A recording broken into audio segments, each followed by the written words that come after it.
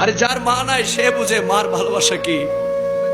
কোটি টাকা খরচ করলো মার কদমটা পাবে না ছোঁয়া দেওয়ার জন্য, বাবার কদমটা পাবে না ছোঁয়া দেওয়ার জন্য, মায়ের মায়ামুখী চেহারাটা পাবে না দেখার জন্য। মা থাকতে অনেকে মায়ের মর্ম বুঝে না, বাবা থাকতে অনেকে বাবাকে সম্মান করে না। যার বাবা নাই সে বুঝে কেন যে বাবারে সম্মান করলাম না, কেন যে বাবারে দুইটা পয়সা রুজি করে খাওয়াইলাম না, কেন যে মার জন্য কিছু করতে পারলাম না। আজ 10টা শাড়ি কেনার তৌফিক হয়েছে, 20টা শাড়ি কেনার তৌফিক হয়েছে, মাকে তো একটা শাড়ি পরাইতে পারলাম না, মাকে তো একটা কাপড় পরাইতে পারলাম না।